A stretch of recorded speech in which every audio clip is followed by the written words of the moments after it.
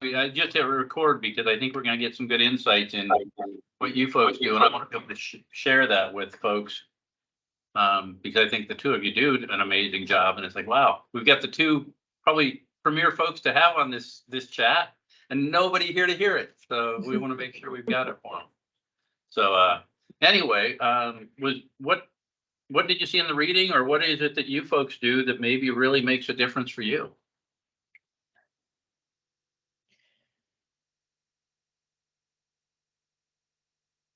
Haven't looked at too much of the reading right now, Mark. I'm looking at the University of Nebraska Lincoln checklist. I just love checklists in general.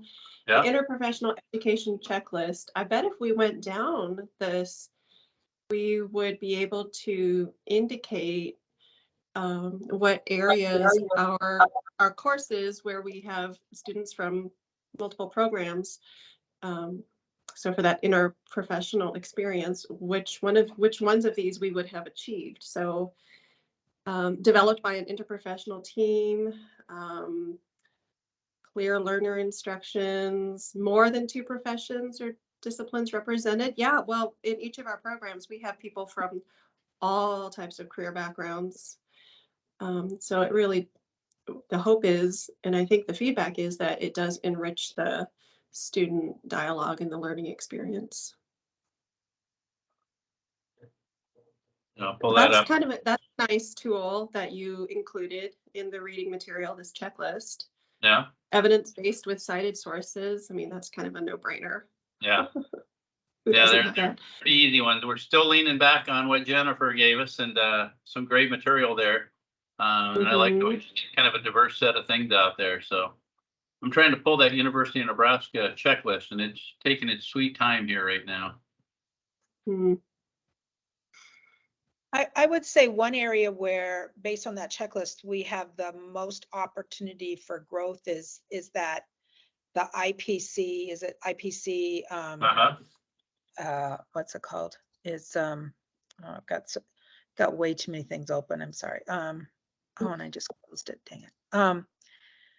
The IPC competencies.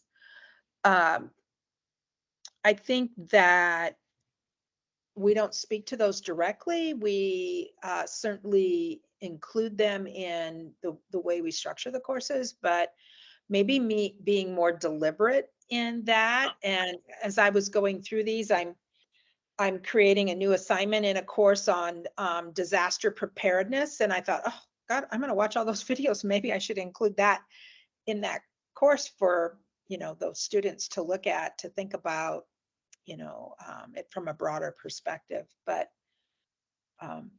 Whitney, do you have those in any of your courses? Any what? The IPC competencies?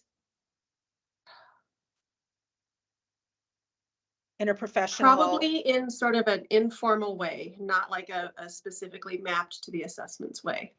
Yeah. Yeah. So you're looking at those from the student side, with also the instructor side, and that's something that Jennifer and I talked a lot about, is maybe putting together a group here to explore that as well as a faculty-driven group. Yeah, I think that would be great. It's really easy. It's easy for me to get very focused on, this is what I teach. But I always have to remind myself, but what's come before and what's coming after me, so that we see the curriculum as a whole. And I think both Whitney and I, being directors, we probably have a greater focus on that than sometimes faculty do, but we all need to be aware of it, because just of leveling content we're building, and then how do we meet what our program outcomes are over here and demonstrate competency in those program outcomes. And I think now is the perfect time for that, with all of the curriculum change going on in nursing. It seems to be the perfect time to really revisit that area. I know we started, and Alice, you did a great job of putting together a demo video of what a course introduction would look like. And we kind of got waylaid by all the changes in nursing. But it might be a good time to go back and revisit that whole bit now that we've got a little more organization and people on board, and see if we can get back to that, because I think that's a key part that we miss a lot of times. Like you said, you get into your class and you teach what I teach. And we don't stop to think. So I want to roll back. I thought I shared my screen, but I guess I haven't. Here, I thought I had that checklist up there.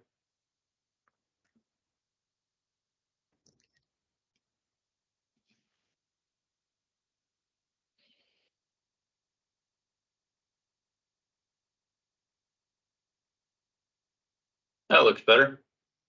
Should we roll back to that Nebraska list? Is there anything else that we need to look at in that area?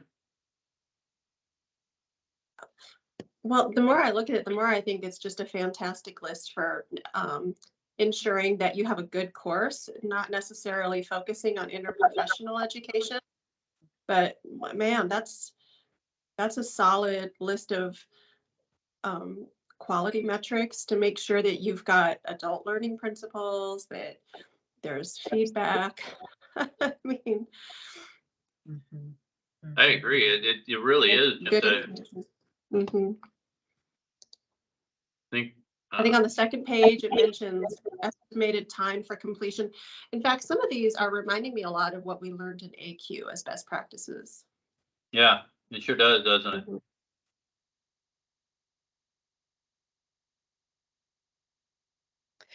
Yeah, it is a great checklist. It's on my computer.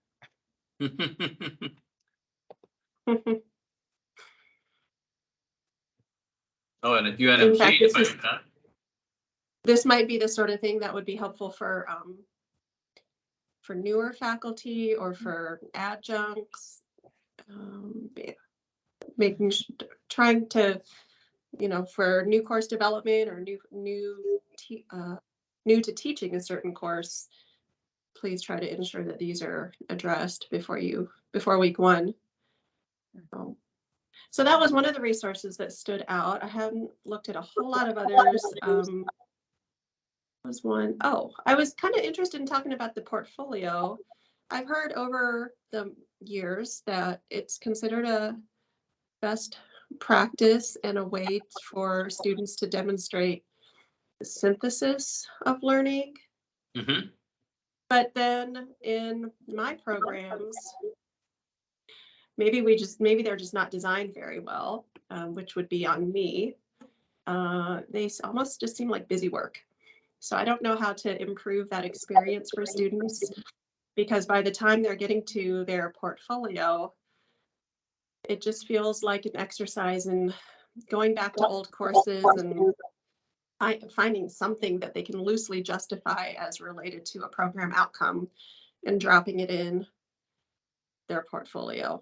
So And there's I thought I would appreciate hearing about why they are considered a best practice, to try to convince myself to keep them in our courses, to keep them in the curriculum.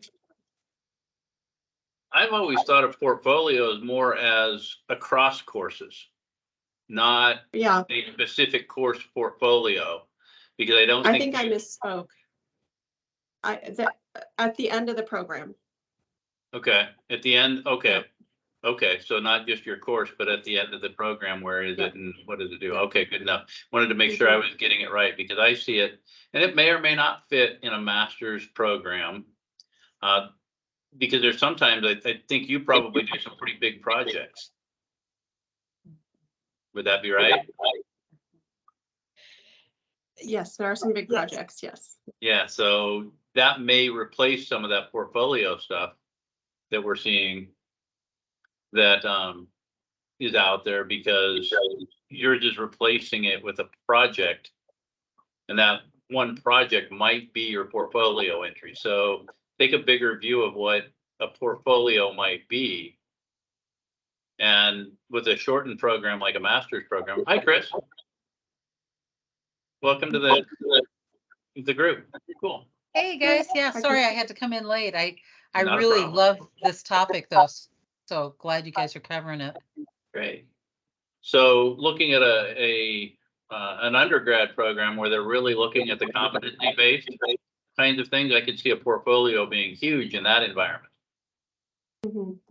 to where you're trying to keep track of all the different things that you've done in a portfolio across the years. A master's program may be a little bit different. You know, I started my master's program and we did a lot of projects. And I still have papers that I've written from that master's program, and that's been 30 plus years ago now. And the scary part is I still reference back to them. And so is that considered a portfolio? Mhm. In my mind, yeah.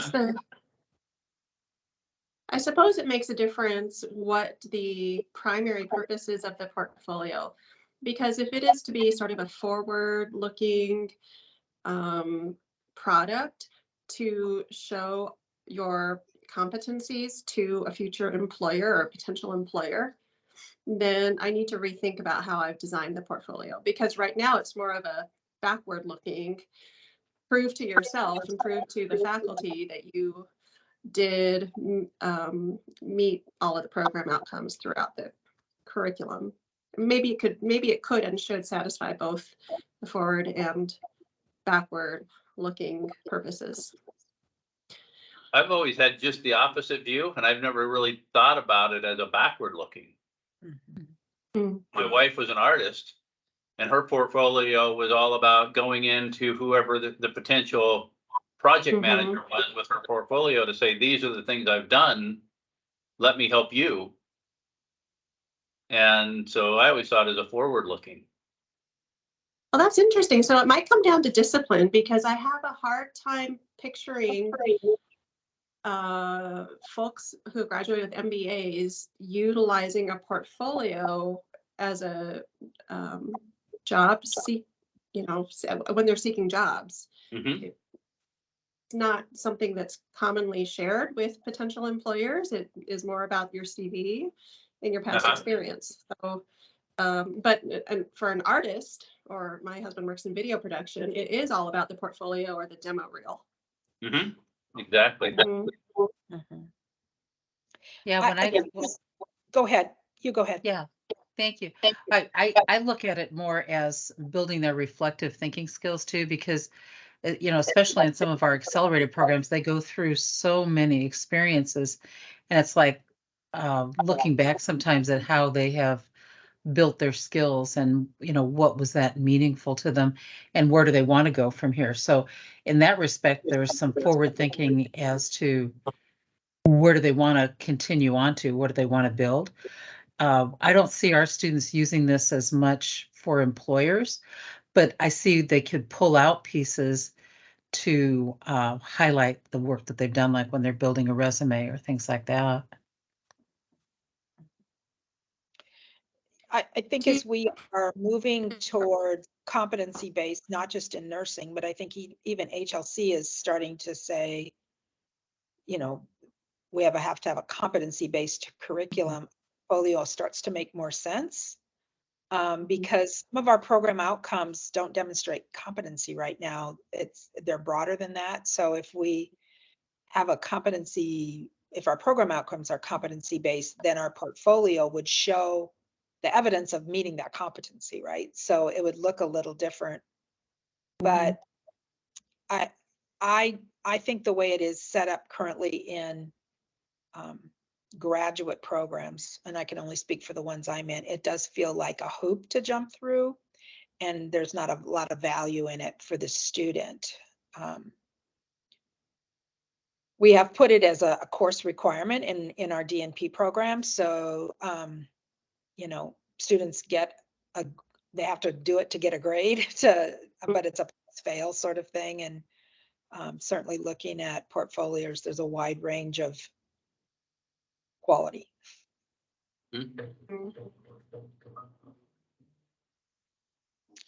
And as a health professional,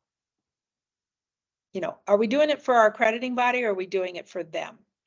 And I always feel like an assignment should be valuable to the student. And right now, I don't believe the portfolio is. Yeah, because I really believe in that value of, the meta thinking, the thinking about, you know, what level are they at or what have they gained from an experience? And I think you're right. It's how we frame things too, to show the students what the value is to them, not just that it's checking off, you know, I've done this thing that I have to do.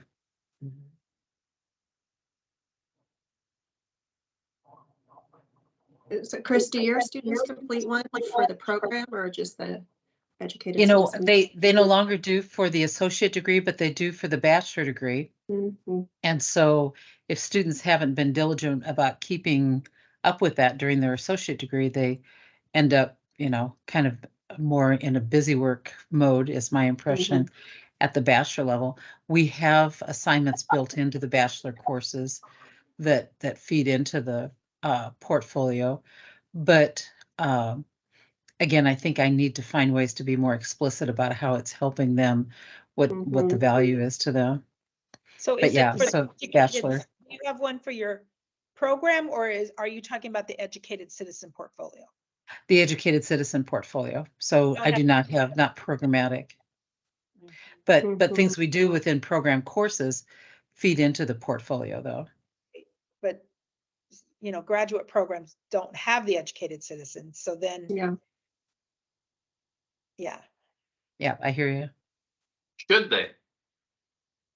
Well, we assume they come as educated citizens, Mhm. and we Well, I'm not Yeah. saying necessarily, but, educated citizen 2.0, or what other skills should we be looking at in your programs that maybe should be called attention to?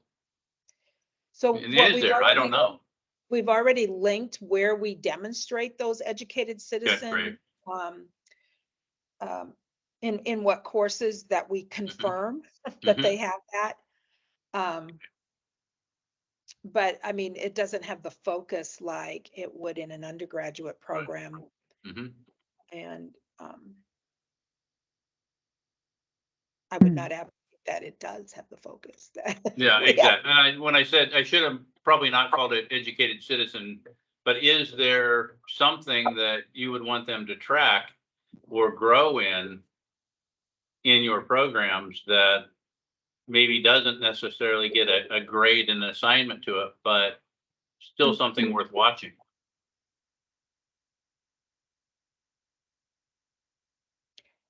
I'm gonna go back to Whitney's statement about value, or Yeah. Chris' Oh, statement yeah. about value.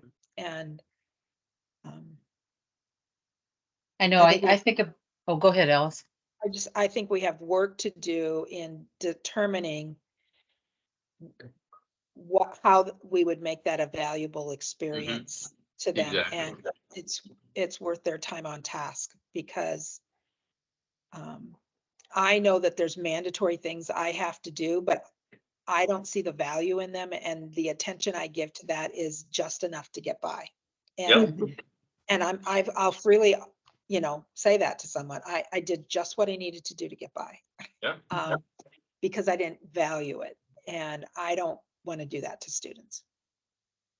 I understand that entirely. And it's interesting, you know, going back to what you were saying, Mark, about what you kept. And I know when I went through my doctorate program, I went back and revisited a lot of the papers that I did, because I was able to build things that helped me professionally too as an educator. And, you know, I assume students are in our graduate programs because they're trying to advance themselves in their career. So, you know, it kind of surprises me that, you know, it's a check mark instead of a, Mhm. you know, I don't know if that's a mindset of, you know, that as educators, we see, you know, that we are going to build on something that we did before. I don't know. It's an interesting question, because I'm so used to thinking undergrad that, you know, Mhm. it's kind of a different ballpark with that. Well, Chris, it sounds to me like the value for you going through your own experience and where you think the value lies for our students who have to do a portfolio is in the reflection. And I probably within the last year or two have just fallen in love with having there be sort of end of course reflection assignments where Mhm.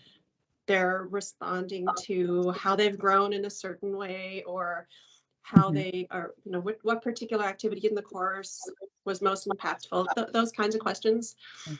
They're almost impossible to grade because I mean, you're not going to say you get a C because of Sure. how, it's all very personal. Mhm. I love reading them. They're basically pass fail. But maybe those reflection assignments are sufficient and could replace a portfolio, which right now it just feels like that hoop. I've had one student in all these years say that they've enjoyed it.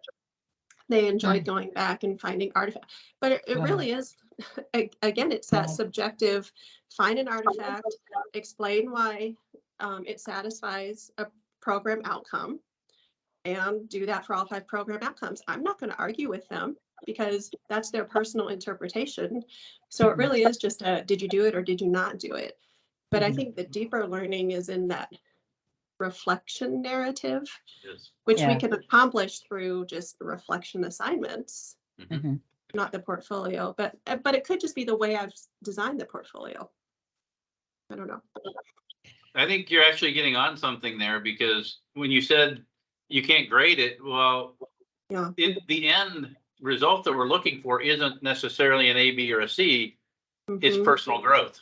Mhm. Mhm. And Yeah. if those reflections are giving them incredible personal growth, and I know they do because I've seen them all over the place, and I know from personal experience, the reflection is Yeah. when I stop and think about where I've come from and where I'm at, Mhm. that's where it really sets that learning in place for me. Mhm. And that, I think, really should be our end goal. So I hate to say throw the grade out the window, but at the same time, I think not worrying so much about the grade and worrying about the process and what they learned from it Mhm. is probably a bigger goal. Yeah. Mhm. So given that maybe it is purely a reflection and we get rid of the evidence because Mhm. pulling in an assignment as evidence, which seems to be the pain point for them. Mhm. Yeah.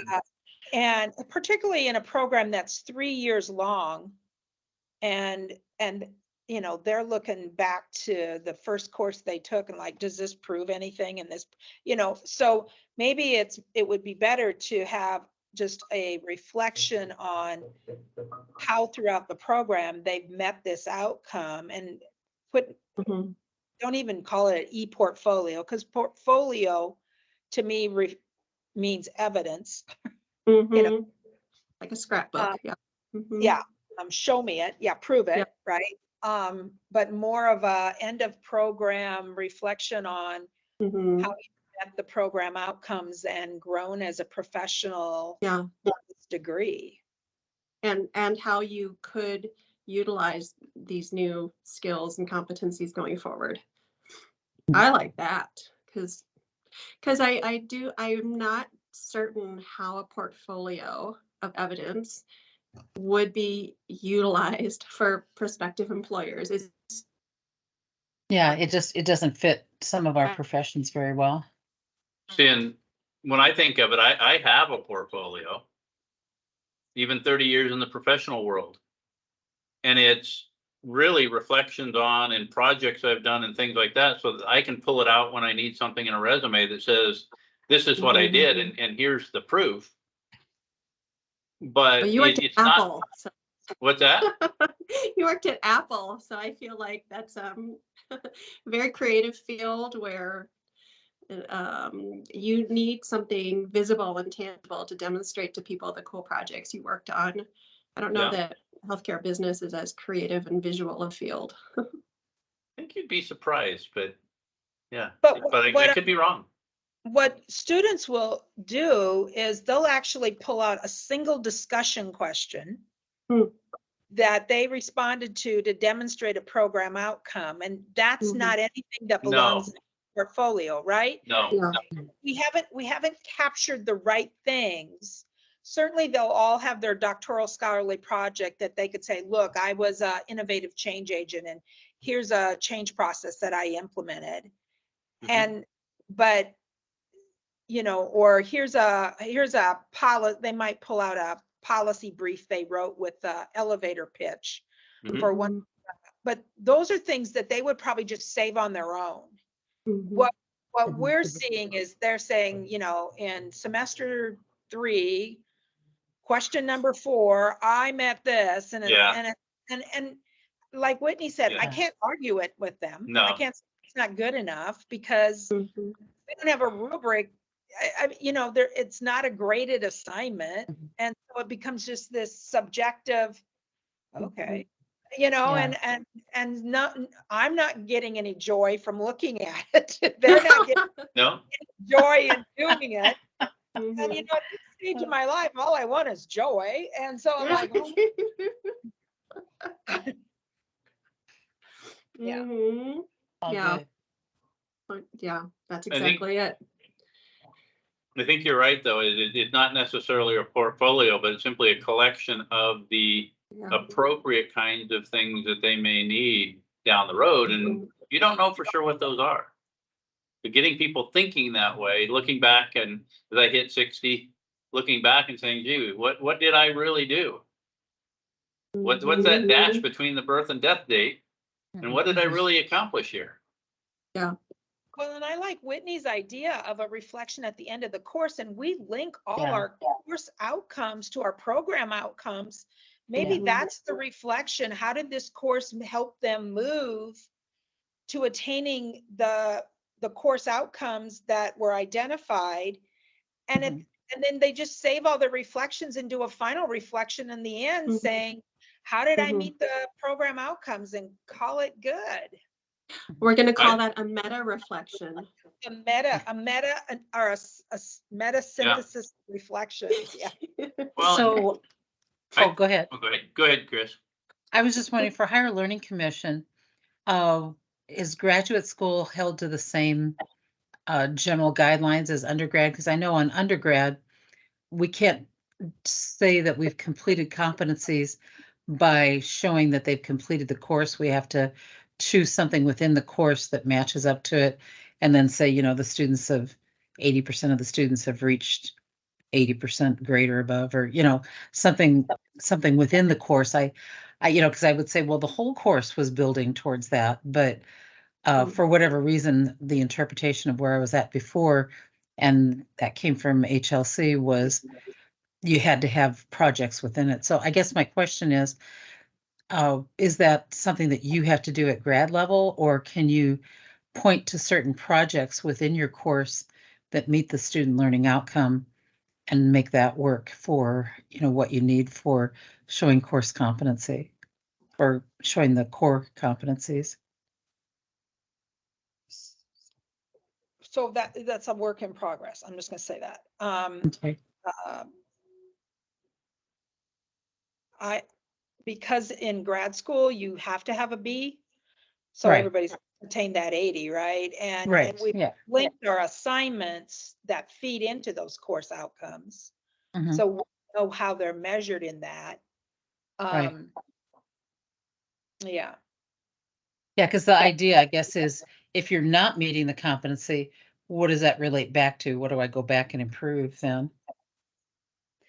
Right. And that's part of our course evaluation at the end when we do our course report.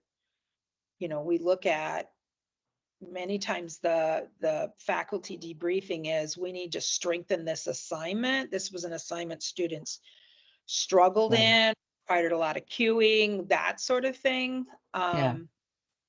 But we've not been real tied to, did 80% of the students receive an 80%, because they probably did, or, you know.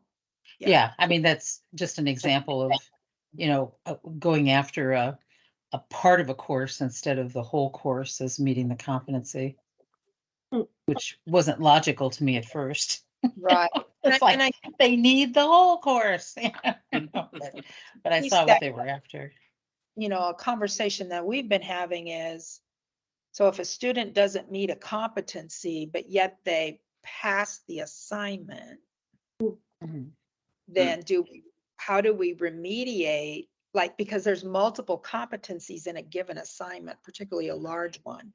And so Yeah. maybe as the assignment as a whole, they might have gotten an 85, but there was one area where they got below an 80, they maybe got a 60 on that.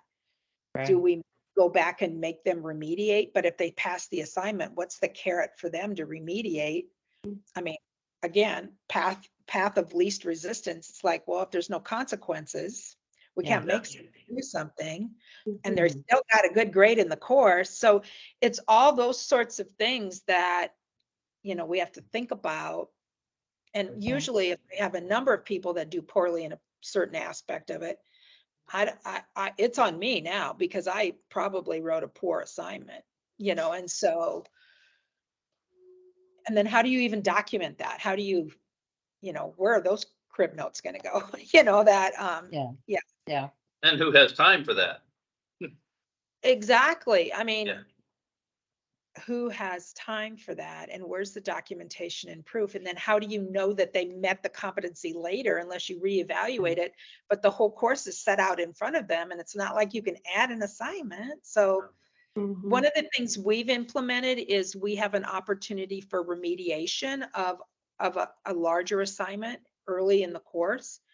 And so if they don't do well on it, they can resubmit it to get a better grade. And so that's a built-in remediation for students.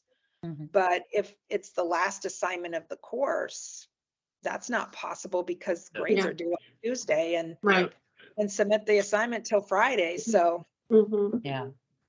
Yeah, that's a good point.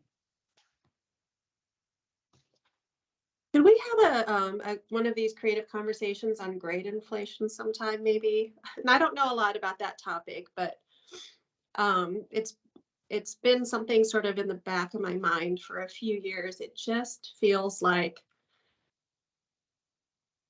the final grades are not really bell-shaped at the end of a semester.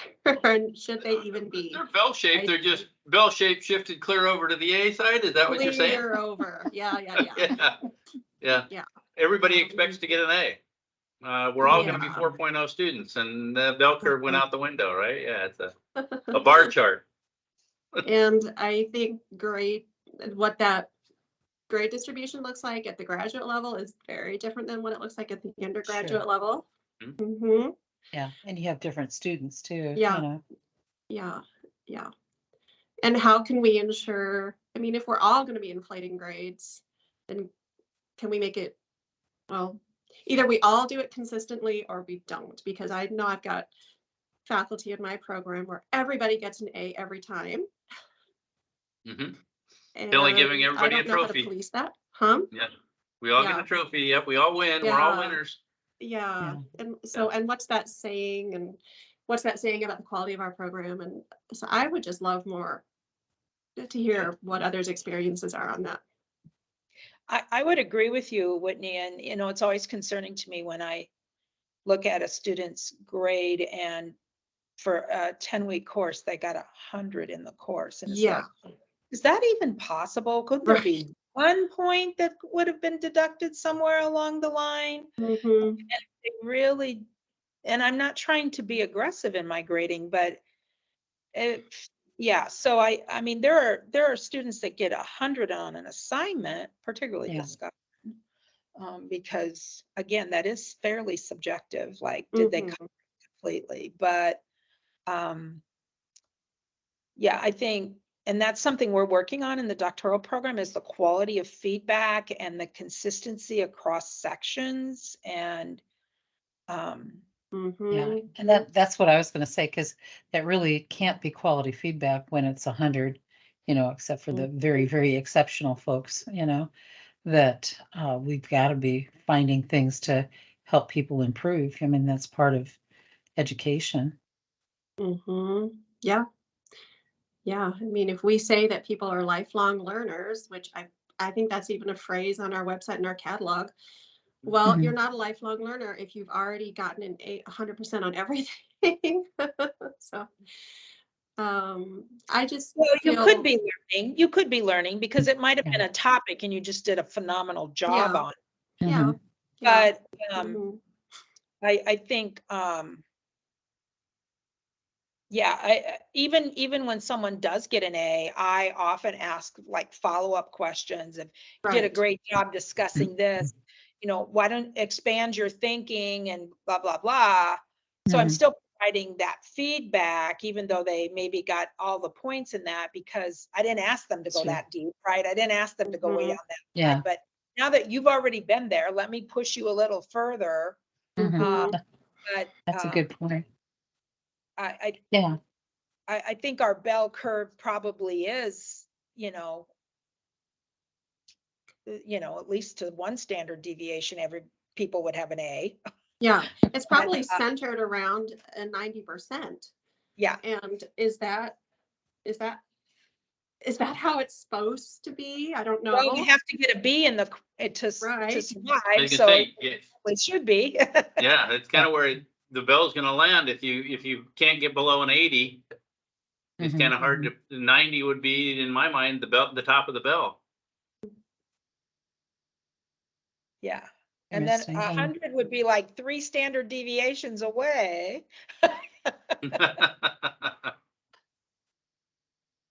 Yeah, it is. It's good.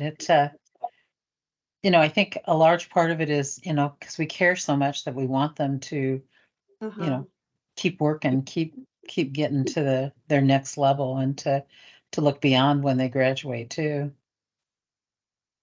Well, I think yes, definitely. I think part of the issue is just lazy grading. So, Mhm. right, because It Alice, is. you alluded to ensuring that there's more consistent and constructive feedback, which is a huge priority for me. Yeah. Constructive, customized feedback. Mhm. It's just too easy for a faculty to be like, you did the assignment, looks good. I don't see a whole lot of typos, 100%. But I don't know, something just doesn't feel right about when I look at the degree audits for my students in my program. I cannot believe the proportion of students who have gotten an A and an A plus in everything. I didn't get an A and an A plus when I got my MBA. Finance was really hard, okay? So, and are we giving all of our students in this program lots of A's and A pluses because we got lazy graders, because the assignments are too easy, because we are all kind of hyper aware of this 80% cutoff and we don't want to jeopardize anybody's academic progression? Or I don't know, it just doesn't sit right with me. It is interesting. I look at a lot of transcripts for our EDD students. They're coming in with a master's. I would say the vast majority have a 4.0 in their master's degree. Yeah. Yeah. Wow. Wow. And so, or a 3.96. And, I look back on my master's, I had a Mhm. 3.96 because I contracted for a grade of B. That was someone had the bright idea to contract for grades and I didn't want to do the one assignment. Otherwise, I probably would have had a 4.0, and Yeah. do I feel it was rigorous? Oh, yeah, absolutely. But then the other thing I think about is if we're really not going to, if we're not going to hold people to a grade, like an A is this, a B is this, then maybe some of those theory courses should just be pass fail. Mhm. Yep. Either met it or you didn't, and Yep. move Yeah. on. Like, Yep. should Well, healthcare policy be pass fail? Like, Yep. why should I even worry about a grade and pain myself over it? Yep. Well, and that's what I wonder too, when you're dealing with competencies, with our lab courses, it's like, it's really hard to say this was an A and this was, Mhm. less and less, because you've done what you're supposed to do. You've done it in the right time. Yeah. It's like in competency-based education, I wonder if we're going to have even more trouble with Yeah. giving good grades to uh, show someone where they're at and what they need to improve on. I mean, the narrative that goes along with it, like you were talking about before, I think the narrative is great if you've got somebody who engages with that Mhm. on both sides. Yeah, and if you didn't have to give a grade, you might give more feedback because you didn't have to give a grade, right? You didn't have to Yeah. justify the grade. Right. You might just give better feedback. I hope it could go the other way too, though. Yeah, Yeah, it's pass fail. Yeah, they passed. Okay, I Good don't need job. to give any I know. feedback. You passed. I know. yeah, I'm done. Yeah. Interesting Yeah. thought. I remember a long time ago, back a long time ago, like 20 or 30 years ago, I don't know, long time ago. It was probably when I was thinking about going to college or I was in college. One of my friends went to a school on the East Coast. Well, they went to a medical school and it was all pass fail. And I was like, that's so I just thought it was revolutionary. Pass fail for medical school. Kind of makes sense now, doesn't it? Yeah. yeah, Yeah. Yeah, that's what I was gonna say is with the competencies, really, Alice, what you were Mhm. saying is make them pass fail. Well, competency, you either did it or you didn't. It's pass Exactly. fail. Exactly. And our doctoral scholarly project used to have a grade for it. And Yeah. then we'd hold up until they got it right as they were Right. writing each set, and people get hooked on, I didn't get an A in this. And so we just Mhm. made it completely pass fail. You don't move on to the next section till you get the first section right, yeah. and Mhm. it like took all the pressure off of everyone. Mm-hmm. And I mean, I really have thought about some of the courses I teach where there's no tests in it. Why am I Mhm. worried about the grade? Yeah. Mhm. Yes. And they're still getting great feedback in the doctoral scholarly project. Yeah, better Like, than when they tons. had a grade, because now Yes. they're just taking the feedback rather Yeah. than saying, well, Mhm. why was that a B? Yeah. And challenging it. Mm-hmm. Yeah. Yeah, my doctoral program was satisfactory or unsatisfactory, and you couldn't get an unsatisfactory if you were gonna Yeah. keep going. But I mean, and it was very rigorous. It was Nova Mhm. Southeastern University, but they and it was all health related careers within that, but it was very much that you had to meet those expectations. But if you were meeting it, and you were exceeding on some and a little bit under on others, you still moved Mhm. along. Makes sense to me. Thank you, Mark. My cat and I are going to go have lunch now. That sounds like a good plan. I gotta jump over to another meeting as well, so all fun, but I appreciate the great conversation. It was fun. Thanks for your Good time, stuff. everybody. Good Yeah, to I see enjoyed y'all. chatting. Have a Bye-bye. great one. And we Thank will look you. at grade inflation, so thank you for the topic. Yeah, that's a good Thank one. Awesome. Thanks again. Bye, guys. Bye. Bye.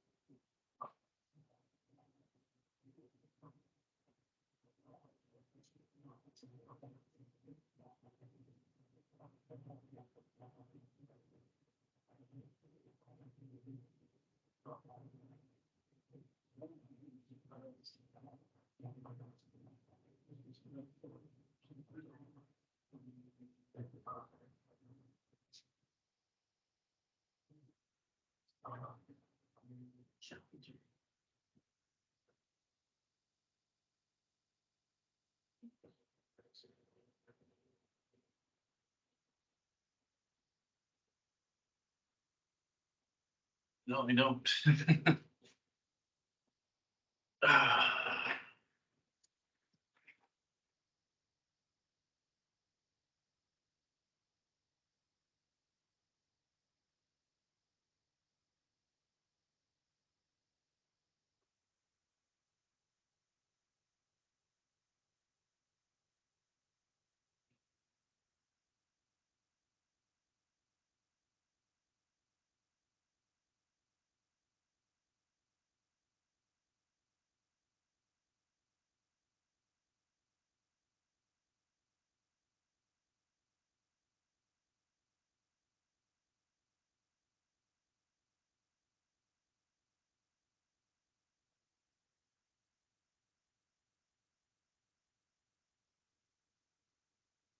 Hey, Kevin.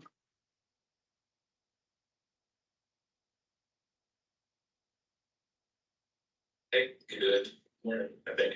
Yeah, kind of, sort of. You got 2 minutes for morning yet, at least here. I think close. How are things going there? Great, great, great, great. Good to hear.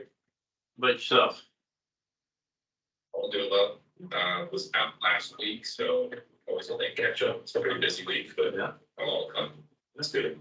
I was out for 2 weeks, starting and ending last week, so I came back on Monday, so yeah, I'm feeling that same pressure, it's like, holy cow. Did you go somewhere fun, or were you just out? I was out on my honeymoon. Oh, it was good for you. Where'd you go? Yeah. Jamaica for just 5 days. We were out there. How about yourself? I went up to the Northeast and did a photography workshop, and for 1 week, and then met my wife in Boston, and we cruised up the Northeast and Canadian borders and taking a look at the color from the ship. Yeah, so I went to the heat and you went up where it's a little cooler. Yeah, The grass is always greener, so. Yeah. we've been down in the heat a lot, and I had 3 states left on my state tour, so now I've got all 50 down. I had Vermont, New Hampshire, and Maine to get off my list, and so that was my bucket list. So Very cool. Those are pretty far up there. I haven't been to those states either. It's very cool. Always good to get out and see some different stuff. Yeah. I remember back in the day, people used to collect those little spoons from each state. oh yeah, It's been a while. yeah, yeah. I'm surprised you're old enough to remember those. I didn't have. I just say, yeah. But grandma with them, huh? Yeah. Cool. Hey guys, how's it going? Good, yourself? Doing great. Good. Josh and Karen, thanks for joining us. I remember. Okay. I remember people collecting the little pink magnet. Yeah. And the stickers on the back of the camper. Oh, yeah, also. Yeah. I think my grandma used to collect bells for each state. What from each state? Bells? Oh, really? Shells? Mine do. Mine do too. Huh. Little bells, like jingle. Oh, bells, okay, yeah. It'd be similar to spoons, I'll bet. Oh, yeah.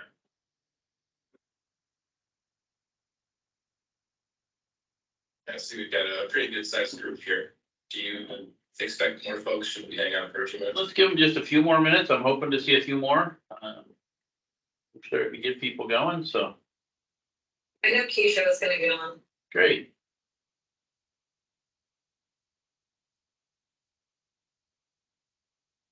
And I also know, oh my goodness, Aaron was planning on joining us Just say, I thought Aaron would probably jump on. So. And it's been a busy morning for our nursing folks, so. It's like, I'll have to jump on, go tell them I have a meeting at 1 of the hills, so. Okay, good to know, so don't wanna hold too long and get things started and people can kind of catch up if they need to too, so. Sure. Is it all right? I can hit the record button. Yeah, I think that's great, they can jump back and catch up if they need to, I think that's a good idea. Recording in progress. Excellent. My name's Kevin Bryantmore. I'm here with Nearpod. Excited to show y'all what Nearpod can do and give you some pointers to get started. It is pretty easy, so some basic guidance, I think you'll be able to navigate through that.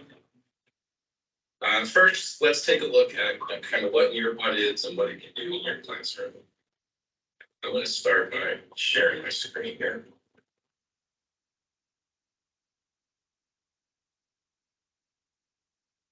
And I'm always just on Google to get things started. We all Google, you can throw here what different browsers work well. Nearpod is just a website, so you don't have to download and run anything to use it. I'm at nearpod.com/highered. This is just a facelift on the nearpod.com website. That other website, our flagship nearpod.com, looks really K-12 because we are hugely popular there in more than 70% of K-12 schools. This is just a facelift. Got some different pictures, area references, more appropriate look for your adult learners. You might send a student here with a code if they're in a face-to-face classroom. That's how they would join up with your lesson. Or as an instructor, you would come here to log into your account. So I'm going to log in here with my Google. It is Google and Office 365 single sign-on. And here is my dashboard. I'm logging into my teacher account. Y'all have the same access that I have here. Right now, you've got the unlimited storage in your accounts. So put whatever you want in here, you're never going to run out of room. In this My Lessons tab, these are all my private lessons. Things people have sent me, maybe I've downloaded, making some changes, or I built them from scratch. No one else can see this stuff unless I share it. I'm going to share with y'all in live participation mode. But we also have student base. If you've got asynchronous learners, that will be maybe clicking through this in the middle of the night. So let's jump in here. I'm going to click live, and I'm going to launch a new lesson. You can't run these over and over. So I'll create different codes to keep those separate. If you were in my classroom, I'd say go to nearpod.com and punch in that code. But it's easier here with online learners to share a link. So I click that copy link button, and then put in my clipboard, I put right in the chat. If you want to click that link in the chat, it does the work for you of going to the site, typing in the code. Your view is a little different than mine. That's going to be the student view. So from my instructor view, I'll show you some of the stuff I've got only for me to see. Right, first would be the participant list. See Mark's joined me. Mark, I'll take on you. Don't go ahead and kick you out. I'll kick you out if you're a problem student. Yep, go for it. You just won't kick me out now then. Yeah, not yet. I could also make you my co-teacher if I need you to see the results I'm pulling in or help me move through the slides. If you're still alone here, Mark, if y'all will click that link I dropped in the chat, that will open up that student view for you, and you'll be able to participate with the interactive stuff. I did ask you to type in your name, so you can self-identify. You could have put Mickey Mouse if you wanted. We can plug into LTI LMS systems and pull the student's single sign-on data to avoid that.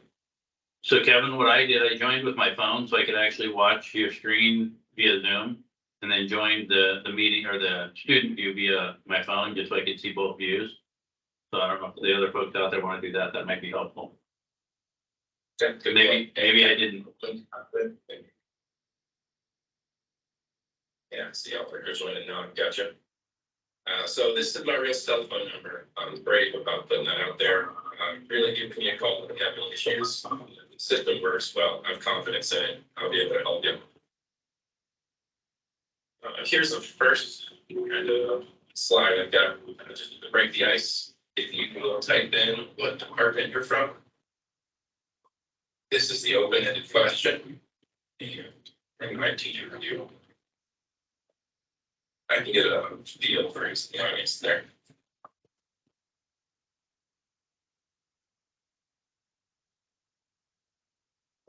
This is probably the most basic type of interaction, and it's the one with the most individual accountability for the students. There's no click in or guessing. Either you type something in or you don't. A little bit of a mix here. That's good. I think everybody in the group will remember some of these things. So let's take a little flashback. This is a common classroom setting, right? The instructor can't be entertaining all the time, and students are sometimes used to that. They're easily distracted, they're bored, maybe they're lying to get out of class, steal Ferrari, whatever. We have tried a lot of things to get students to participate and be active learners. Most commonly is put them in teams. And we'll see the same thing over and over. There's an instructor, or rather a student that probably did the reading, sits up front. That person will answer the questions. The other guy will just follow their lead, knowing that they're the better student. So we've got an answer to this. Instead of letting some students kind of ride the coattails of others, we want individual interaction throughout the lessons. This is virtually the same as Padlet, and we call it the Collaborate board. Students can post anonymously. There are a couple of columns there if you'd like to post maybe your favorite quote from the movie or what else those actors are in.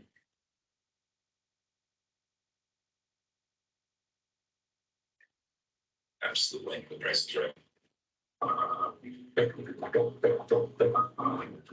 This is a good way for folks to kind of brainstorm, see ideas of others, maybe make a comment that they wouldn't want to say out loud, something that's more sensitive.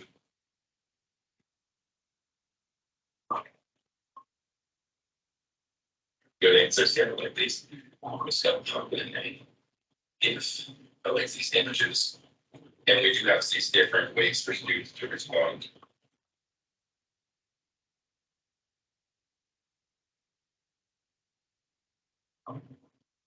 You can turn these on and on. Maybe it will get out of control. The students posting too many pictures, too much engagement, if it's not typically the problem. So you can post a picture, video, audio, or a GIF on Sport as well. Sorry, I don't have the button for video, but you're on the right track.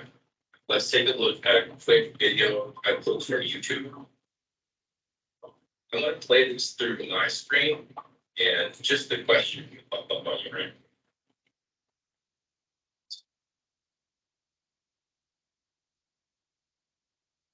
Let's take a look together. At the end of every Price is Right episode, longtime host Bob Barker burned these words into viewers' minds. Reminding you, help. As Bob said at the end of every episode. This is a video that I will read from YouTube. We have a partnership with them, so we're able to remove the advertisements. And I could trim it down to just show you the quick few seconds that I wanted to. This is excellent participation, and everyone actually knows and share the pie chart. I can see those results coming in pretty close to real time, kind of like we just filmed polling the audience. Let's just confirm this and watch the rest. Helps enroll in that population. And you'll have to pay their dues. Goodbye, everybody. Hold on, Barker. Why am I showing you this stuff? Not because I miss Bob, but because Nearpod really works. I can go over any kind of content, and as long as I embed the right questions in the lesson, you're going to be engaged and you're going to remember the material better. We see about 20% better course success rate when Nearpod is in play. These numbers come from the Phoenix College in Arizona. So they're all adult learners. And they're across different races, ages, and genders. Some other folks that use Nearpod, the Air Force and the Space Force. American Airlines and United Airlines, and Bojangles would be my favorite reference. Their training also likes that beef chicken, but there's all sorts of different ways to use this tool. Okay, here's a quick game I built just to make sure we're all paying attention on the same page. A few slides we've done over. If you've done a Kahoot before, you'll recognize this is pretty similar. The correct answers are going to give you more points, and y'all are racing against each other. Here's the music, so I know it's working on your end. Maybe unblur your names because you're playing for bragging rights here.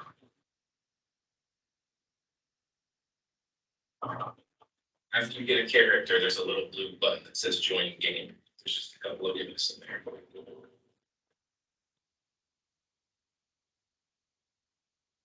All right, I'm gonna kick it off here. Good luck, y'all.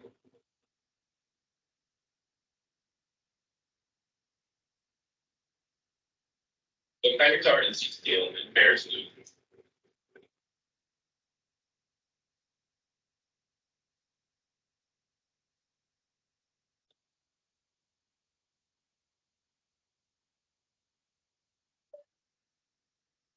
Who knows the movies here? And Happy Gilmore, who is the bad guy? Who's the other goal?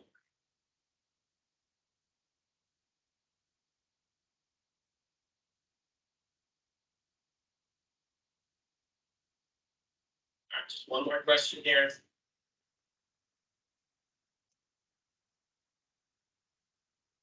What does Nearpod do best? Keep people engaged, eliminate distractions, force participation.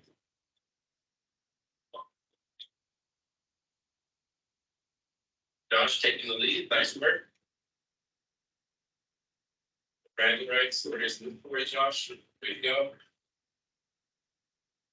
That's absolutely optional. I think it's a blast, and it's a great way to get through questions quickly because of the timer. Some folks think it's too childish for the adult classroom. Absolutely not something you have to use. Or to make that quiz or some questions if they're on the case. We've already kind of alluded to this, so you can use whatever you want, or just set it on your cell phone, your computer. Most LMS systems really kind of flexible. Whatever you've got, your pod would work with because we're just a website. Inside the platform, we do have this note taker. If you see that pen and paper up in the corner, if you click that, it wants your email address, so we know where to send the notes that you take. We don't store any personally identifiable information, so we do have to ask for them during each lesson. Now, what is Nearpod? This is a cool slide, and these are PowerPoints. So this was a presentation. Both of those things upload well. You're going to see your slides looking how they're supposed to. With Google, we have an add-on that makes that really simple as well. What I'm going to do, I've already taken your attendance.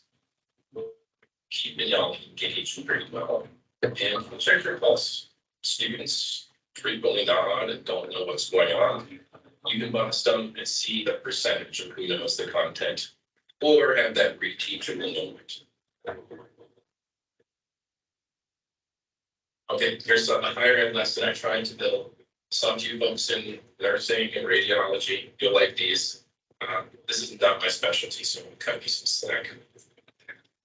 We start with a bed simulation. These are neat. They come from the University of Colorado and let you gather some data from a desktop experiment. So I'm shooting it off the skate ramp here. And right after that, make my way probably to the operating room. This is one of our VR field trips. There are more than 300,000 to pick from. Lots of sightseeing locations, medical, educational, and industrial facilities as well. Kevin, can we put our own VR scenes in there? Sure can. If you have a 360 camera, or you can even make them with your cell phone and the Google Street View app. It's Canvas tour, something like that. Yeah. So here's the doctor. It's going to give me an X-ray. Here's a big PDF of how to read X-rays. I could have uploaded this into 17 slides and walked through each one, but it's just a handout. So here's the way that students can scroll through that or download a copy if they want to keep it. I'm sure that you know how to read an X-ray. You're all professionals at that. To prove it, and circle the fracture here. Everyone has the ability to draw on top of this background image that I chose. I've got the student view. I don't have anything else to show, but I can switch to the teacher view and see everyone's responses pretty close to real time. Let's see if I see someone who's not getting English, don't worry. I can give you some feedback here.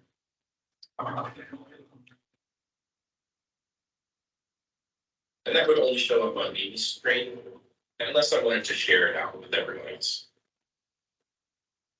If I chose to share it out, her name would not be exposed. This one's real similar, basically stickers. These are drag and drop. And once you place the images on top of the background image. I don't know where these go very well. But there's no feedback, you know, that these are wrong. We can't tell where they belong, so best practice is to go over the answers or show the answers on the next slide. That's the newest question type on the NCLEX, so we added it pretty recently. Karen, you know where these belong in this work. I have no idea on this image. I just tried it, see what it looked like if I was right or wrong. You were the fastest, so that gives them. Is there a way to zoom? I'm on my cell phone in like Chrome browser. It's super small. Is there something I should be clicking to enlarge the image? No, really, what might be in the way is that I dropped down instructions at the top, but that's a good point. This is an activity that doesn't work really well on the phone. It's hard to see this stuff. I think that drawing one previously was probably a little rough too. With the phone screen being smaller, some of them are not as good for that. So it's important to kind of read the audience, know how your students will participate, and maybe choose the right activities.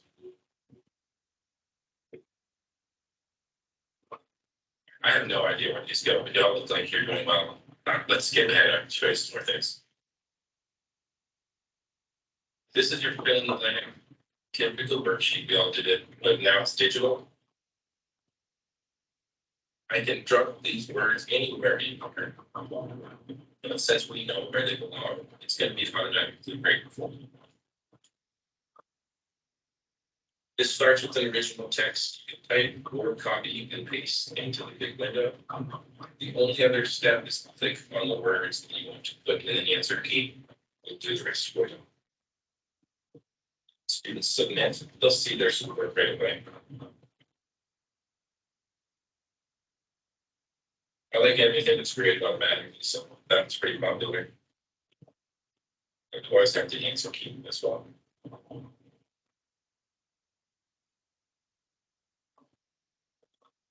This one is your flashcards. We call them matching figures. If you want to write things in order, you have the numbers and then the steps. Over here, I've got the image and the word that need paired up. Lots of ways to use it.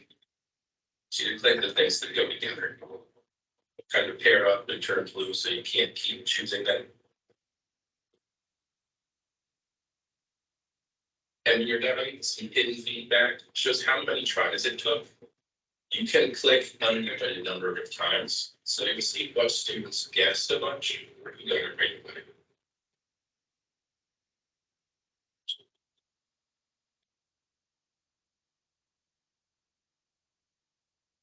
timer's up. That is something you can put on any activity that keeps things moving along. And I just have one more activity to show you here. That's the quiz. This is the same as that time to climb, but we've taken away the timer, the music, the cartoons, all the kiddie stuff. Students can work through at their own pace.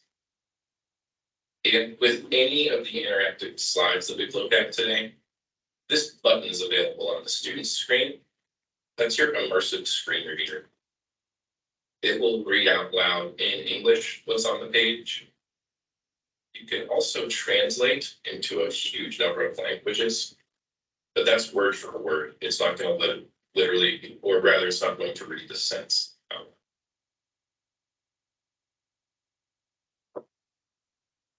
Non-healing fractures are particularly problematic in areas that carry a lot of load, such as the underscore. Not my favorite. It's very literal, so be careful what you type there.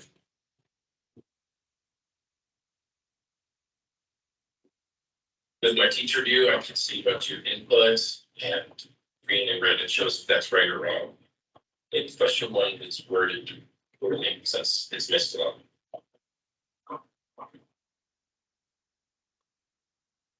Hey, that was just a little taste. I wanted to show you what's in your book, and then I can show you how to do the fun stuff. Appreciate you kind of taking a look with me. That's an over the top lesson with back-to-back activities. If you just pick a couple and sprinkle those in, that's kind of the magic recipe. Jump out here.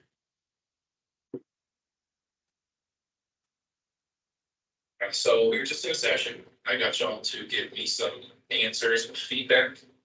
Now, after the fact, I want to take a look back and see who was participating and what did they say. From my dashboard here, this reports tab is on top. You're going to find your most recent stuff right at the top there. So I know this is what we were working on. In here, there's a time and date stamped report for every time that I've run that lesson. This is us today. Clicking in, I get a summary report that's pretty vague. Going to see a lot of dashes for things that were incomplete and check marks for things that were completed. That's just the summary. And there's also the individual student reports or the question by question reports where I can see all the answers that were given.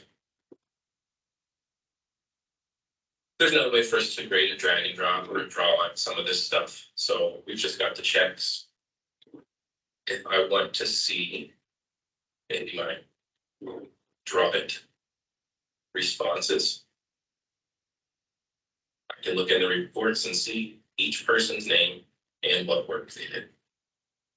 Any answer you give, thing that you did draw, audio recording, everything's going to be saved in here. So you can take a look back and see it later. I've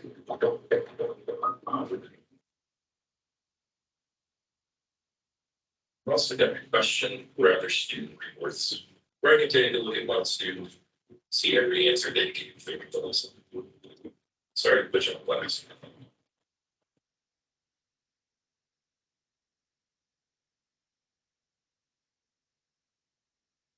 So there's a quick look at running the lesson and afterwards kind of using that data by seeing what's in there. I'd like to now make me take a step back and build a lesson using some existing content. I have PowerPoint slides, Google slides, stuff like that that I can create the lesson with. So let me use this big blue button up here, kind of my nearby home button. It's going to take me back to that dashboard. And a running theme throughout building your lessons here is to look for the big blue button.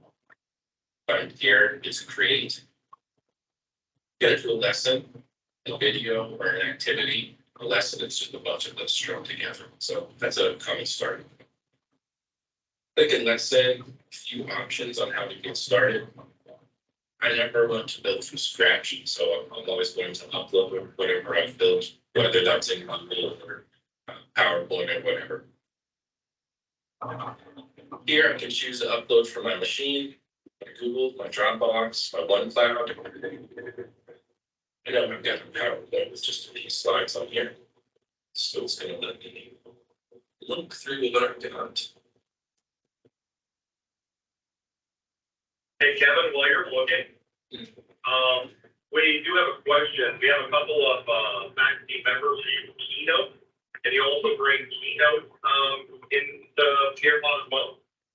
Those are gonna need to be converted to a PDF. That's actually the same thing that's gonna happen to the PowerPoint. So if you have animations or transitions in your slides, those will be lost. It's really a final image of the slide. Also, if you have embedded links, those are not gonna be clickable anymore. Good question. And that's on either PowerPoint, Brought in, but they're gonna be converted to a PDF.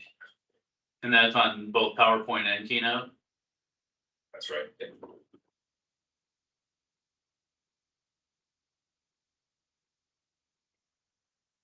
I thought it was uploading. There it goes. Uploading just a quick PowerPoint. This is a .pptx. It is going to convert, like I said, to the PDF. The slides will look the same, but transitions and things will be lost. This processing usually just takes a minute or so, and that's splitting it into separate Nearpod slides, so I can put my activities between those. Hey, Kevin? Kevin, while we're waiting, I saw a question pop up in the messages. They were asking if this is iPad friendly. Absolutely, yeah. We were optimized to work on iPod Touch. It's been a while now. But yes, we work great on the iPad or any Apple devices. So here's our lesson. This is just a PowerPoint. I'm sure everyone has great hygiene habits here, so that's against y'all. Just a quick lesson I had.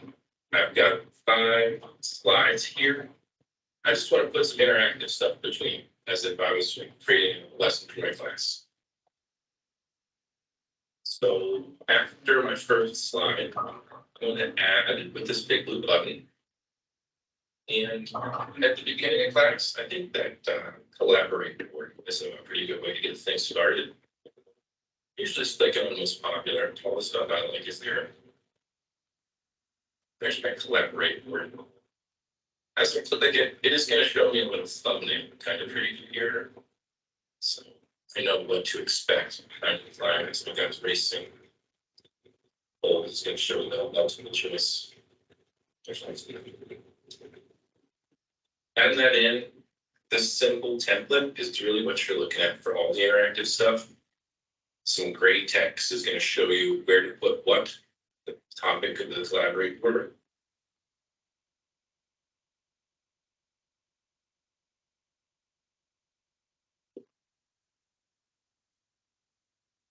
There is auto save kind of built in, so you don't have to save and exit between building slides. I put in a quick title here, and maybe I want to change the look of this. Yellow background. That's it. Then I'm going to look at my next slide, some lesson objectives. Proper steps to washing hands. All right, let's add something after that. Again, I'm going to find that big blue button. And under most popular, let's do a video. I think we can probably find a good video about washing hands. Adding that is going to open up what video do I want to use. There is a huge video library already in Nearpod. I always go to YouTube. That's where everything lives, right? Lots of your popular YouTube videos are already in Nearpod with the questions built in, stuff from Register, Nurse RN, Next Gen Personal Finance.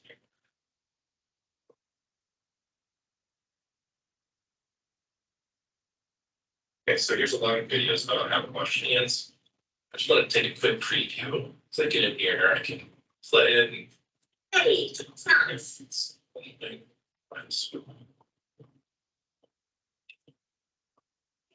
not much better. We'll take it.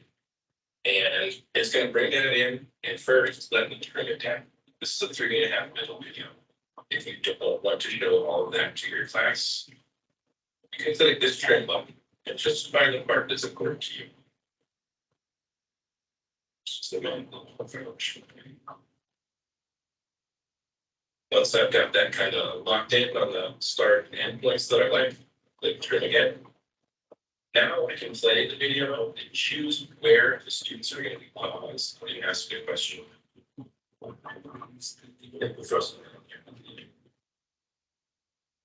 I'm gonna do that by hitting this big blue button again, when I get to the point where I want that to happen.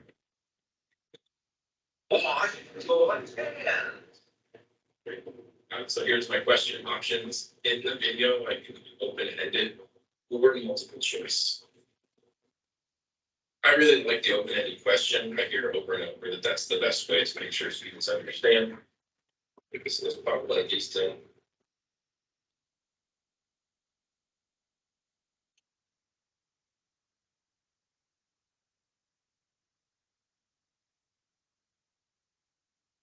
Back to my video here, I see my question just embedded at the 2-second point. Maybe that's enough questions in that one. Let's take a look at what else we've got. Okay, it's just a simple slide. After this, let's drop in one more thing. Let's do a time to climb. Here, if I click my blue button to get my different activity types, go to the most popular. I see time to climb is in here.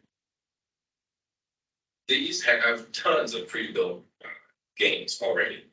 So over here in the sidebar, if I just search washing hands, maybe. I don't know if we have any lessons. Okay, George Washington, not quite. It didn't help.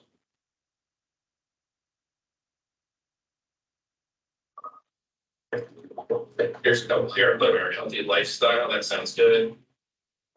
Wellness, sure, I would grab that one. It's gonna bring it right over. And bring me to the last question. If I want to add or remove any questions, change the answer choices, whatever, I can do all of that from here.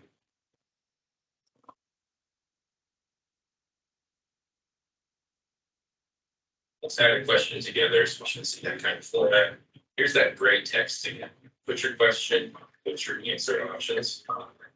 With these games, there does have to be a correct answer, so you have to pick it before you move on.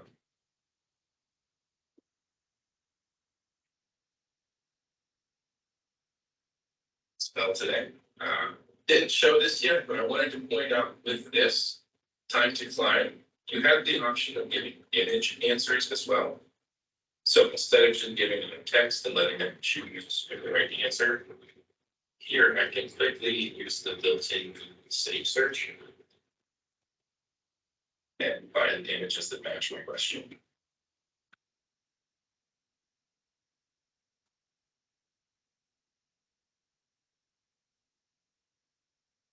And I'll mark them as correct, and that's it.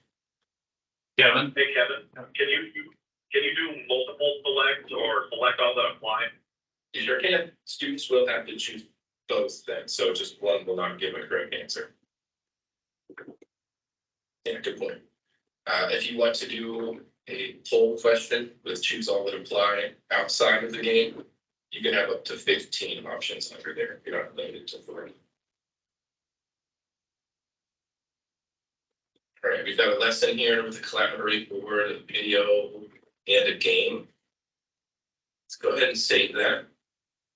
Take just a second, it'll pop us back to that dashboard. Whatever you build or download is always going to be top left here, that first tile.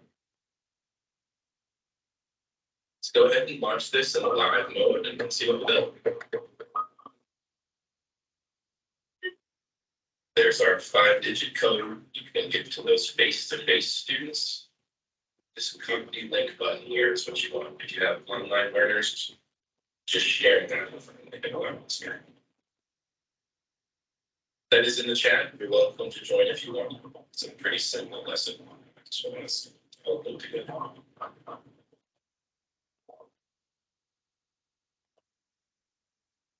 Oh, actually, next question to you. So you get a lesson.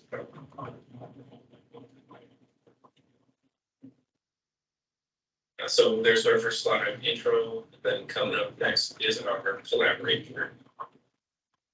We've got the yellow background. students get off site. You do have some options as an instructor. Do you want students to see each other's names?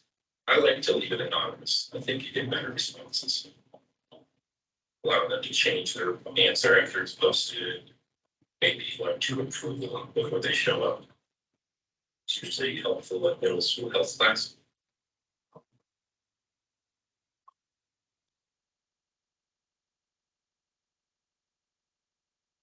Yeah, guys, here.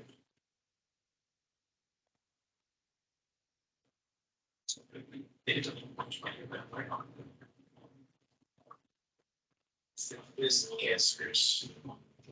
Yes, with the time to climb, you can randomize that, so students next to each other can't just like, oh, it's the top right answer. I don't believe we have a way to do that with the actual quiz. Let me get back to you like that. You're still in a meeting. I know you're in a meeting earlier. All right, you wanted, Quick question. No, yes, so She had. let's go ahead and move forward. Team. Next, we've got our bullet points, I think. The subject is, this is gonna be that. I should let Mark know, maybe here's the study. Are you in- The last day and a half. are you in, are you in the new experience or classic?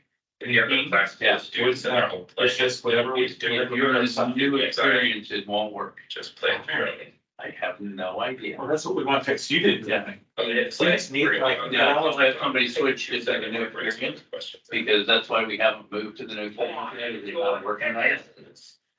So, Let me come with. No, I said, okay, but I just was thought, I told Willis that it all just changed the day and a half ago, because I was working. somebody was messing with something in that and probably switched. He called right here, and I was like, we don't know anything about it. I'm like, well, something happened. Okay. Down here. Want you to be aware of it. Will around. So. Yes, he may already have some answers. I just wanted, Okay. because we're sort Yeah. of playing with the idea that lots of other, I mean, it's just another word for. There's your participant list. Yes. Or blurring out Makes the it less names. useful, as you might imagine. Yeah. Hey, thanks. Yeah, thank you. Paste. Say the bell rings. I want you to give you the rest of the slides to look at on your own. Hit that turn on button is all that takes. Or maybe I have a breakout group and I just want you to see 2 slides while you're in there. I can limit what slides you're stopped on and you'll only be able to go back and forth until I'm on. So if I hear features, pretty cool. If you have anyone that's nice class, turn that student paste one on and give them the same code. They should be in the same report. Everyone else.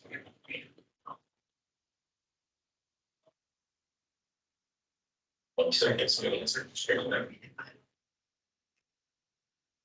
Just a couple more things here. There's our let's get started slide, and this is our game. I remember that I pulled a wellness game from the library. I don't really know the answers to these questions.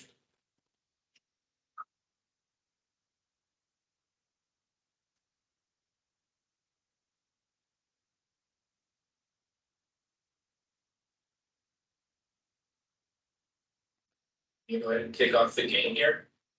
If you have any questions, drop them in the chat. I want to make sure I cover anything that's still lingering or I didn't explain something well. We can go over that again. Good luck, Karen. Yes.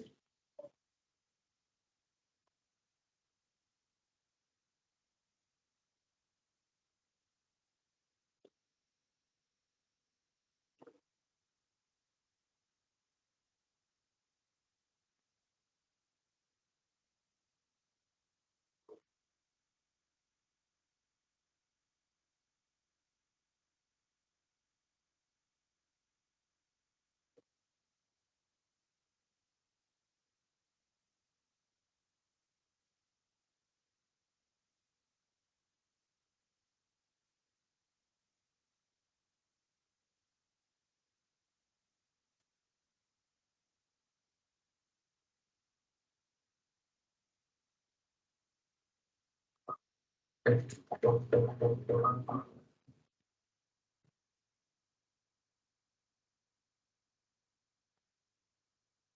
didn't see your question there, Aaron.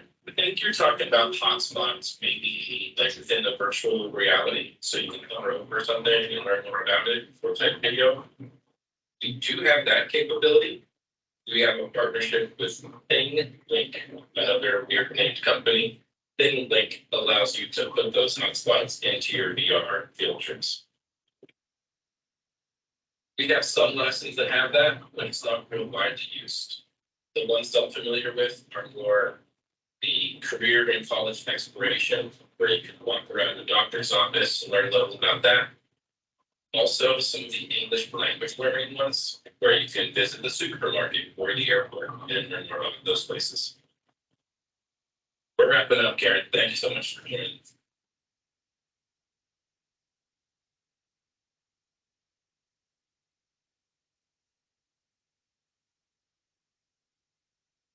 Kevin, is there any chance that you could possibly show us how to do one of those VR situations with the ThingLink? You know, that's not something I've actually built myself before. Let me find a document or a video or walkthrough or something, and I can share that. Okay, excellent, thank you. I do need to learn to do that. Good point. It's cool that I have not built one myself. I don't want to show you the wrong things. It can. Kevin, is ThingLink a separate app that we need to buy? It doesn't have a cost involved, but it is Okay. a separate. You said, I've used ThingLink before, so. Get some background there, but I couldn't remember if it was a purchase or whether it was free. Yeah, so I've not paid for anything like that. I've sat through a few of the demos, so. Cool. Amy, nice work. Barely, just beat Josh there. Good job. With Sharon here. If you have any questions, drop them in the chat. I really appreciate you all coming to take a look at me and learn a little about how to use Nearpod. I want to make sure I answer questions and I'm here for you. And this isn't your last chance. I'm always around. So my phone number and email I'm going to share as well after. Give me a holler if you need any support. Did you see the last question that came in? If I'm putting in a fill in the blank, and I put my own background in? So for fill in the blank, we don't have a way to adjust that background. Okay. We could do with the drag and drop or the draw it, but the fill in the blank does not have an option for that.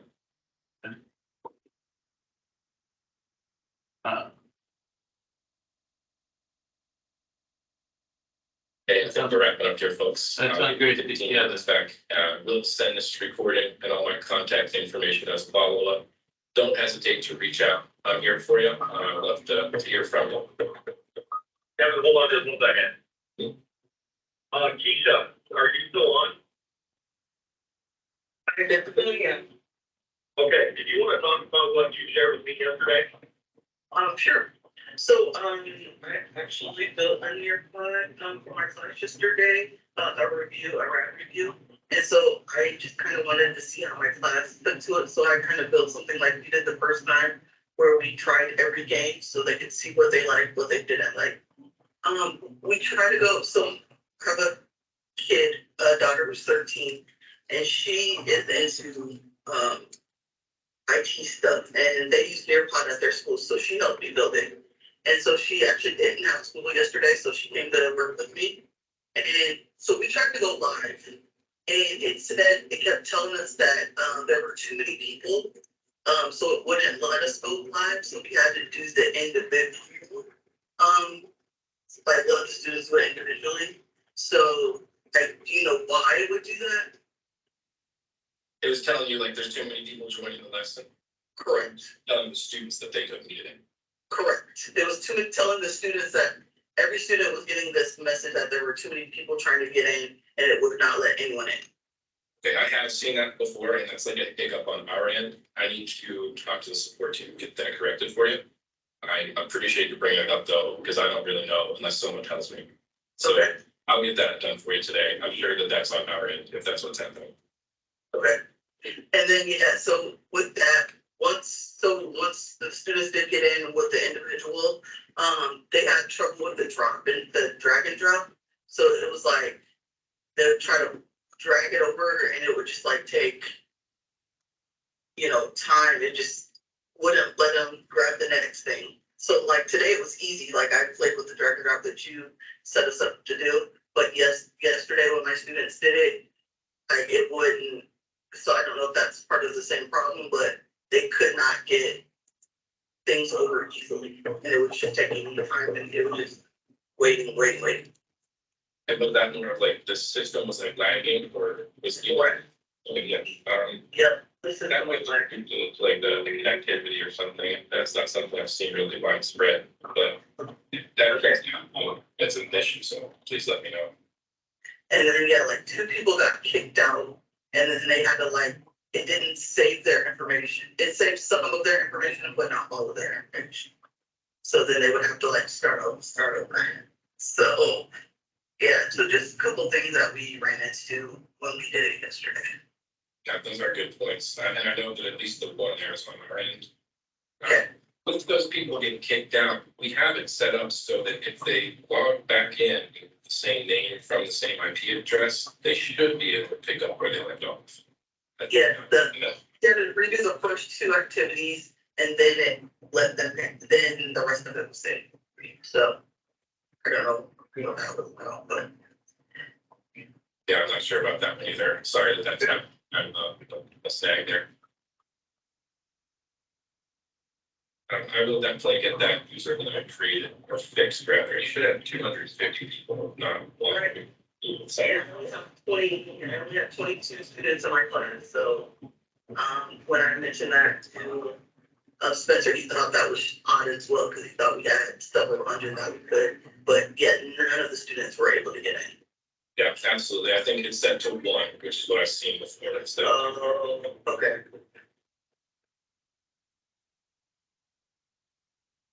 So the keynotes here, I appreciate you sharing those issues. Yes, sir.